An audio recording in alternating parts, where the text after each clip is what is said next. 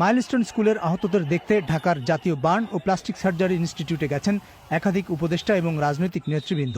এ সময় হাসপাতালের ভেতরে বাইরে অসংখ্য মানুষ ও প্রোটোকল মিলিয়ে বিশৃঙ্খল পরিবেশ তৈরি হয়। জামায়াতের আমির শফিকুর রহমান হাসপাতালের একটি প্রবেশমুখে মিডিয়ার সঙ্গে কথা বলেন। এ সময় জটলার কারণে স্বাস্থ্য উপদেষ্টার গাড়িকে অপেক্ষা করতে দেখা যায়। স্বাস্থ্য উপদেষ্টা পুলিশ প্রোটোকল নিয়ে পরে হাসপাতালে প্রবেশ করেন। এ সময় অনেকেই ঢোকার চেষ্টা করলে ধাক্কাধাক্কি পরিস্থিতি সৃষ্টি হয়।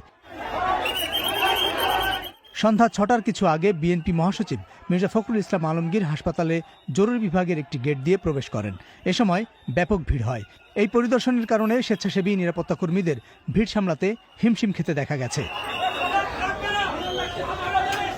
আহতদের দেখতে বার্ন ইউনিটে উপদেষ্টা এবং রাজনৈতিক নেতৃবৃন্দের পরিদর্শন নিয়ে অনেককে ক্ষোভ প্রকাশ করতে দেখা গেছে। সামাজিক যোগাযোগ মাধ্যমেও বিষয়টি নিয়ে ব্যাপক আলোচনা ও সমালোচনা হয়েছে।